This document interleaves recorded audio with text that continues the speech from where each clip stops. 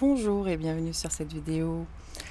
Alors, oui, il faut se déconnecter, mais il faut pas se déconnecter dans le sens abandonner les gens, couper les liens, enfin couper le contact avec les gens, couper les liens. C'est une expression qu'on utilise tellement souvent, créer des liens, couper des liens.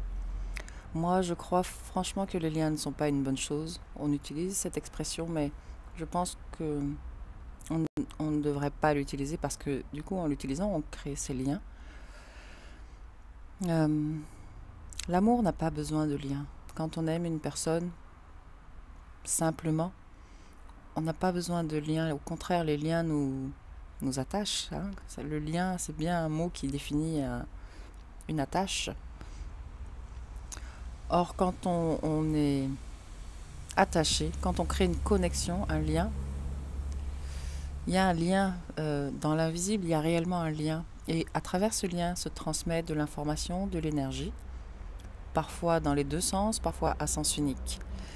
Et dans tous les cas, ce n'est jamais... dans tous les cas, ça ne nous permet jamais d'être pleinement nous, d'être notre volonté propre.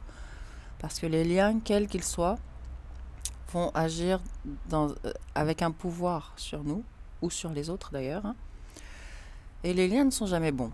Par contre, c'est pas parce que on ne crée pas un lien d'attache avec une personne qu'on n'aime pas cette personne.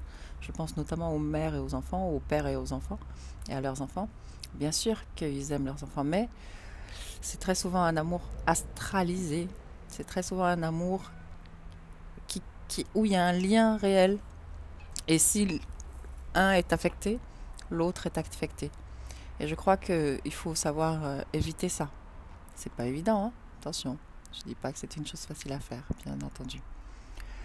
Euh, Se déconnecter des gens, personnellement, je crois qu'on devrait être seul dans sa sphère énergétique, sans lien qui arrive, sans connexion aucune, seul. Être avec son plein pouvoir, en possession, être sa propre volonté, sortir de la manipulation qui n'est pas toujours consciente, hein, mais sortir de l'influence de la volonté de l'autre. L'autre a le droit d'avoir sa volonté, par contre, on n'est pas obligé de se laisser influencer, interférer par cette volonté. Et à partir de ce moment-là, on peut interagir avec qui que ce soit. On interagit tous les jours avec notre entourage. Je ne sais plus ce que je disais, j'ai été interrompue. Il ne nous reste plus qu'à prier Dieu. Et effectivement, quel Dieu? C'est compliqué.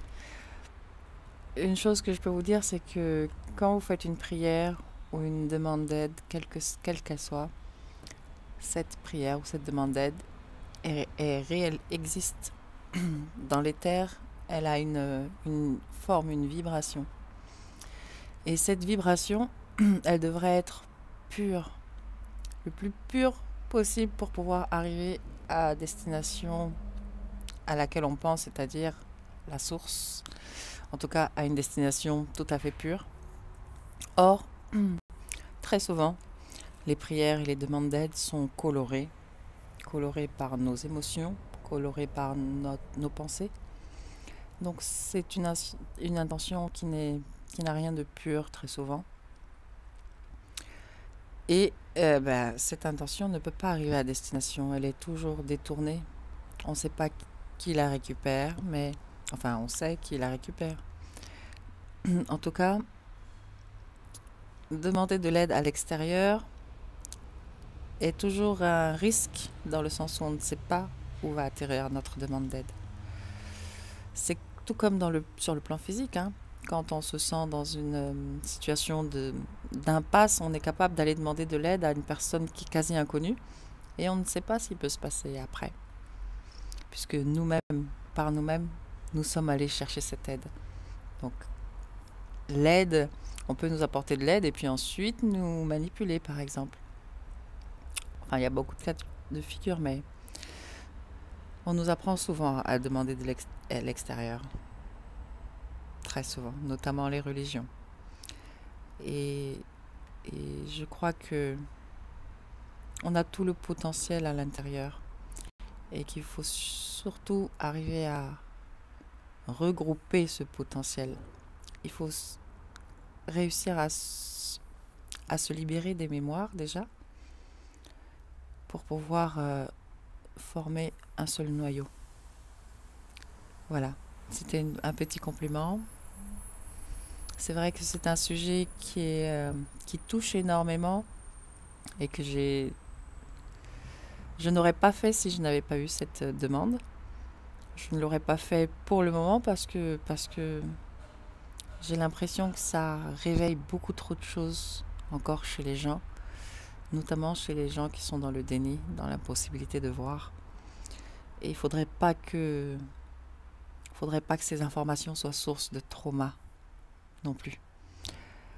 Bien, mais je vous fais confiance à vous les abonnés de la chaîne. J'imagine que vous êtes complètement aptes à recevoir ce genre d'informations.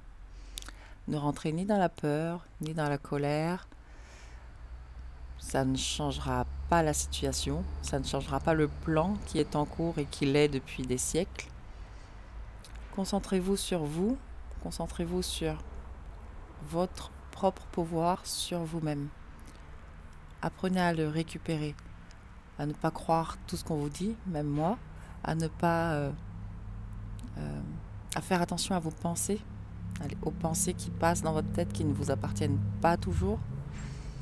Voilà, devenez un observateur de vous-même et de la vie qui vous entoure et vous apprendrez plein de choses, vraiment, vraiment plein de choses, juste en observant. L'observation signifie qu'on est neutre. Donc observez-vous de façon neutre, sans jugement. Et vous verrez plein de choses. Je vous souhaite une très belle journée. À bientôt.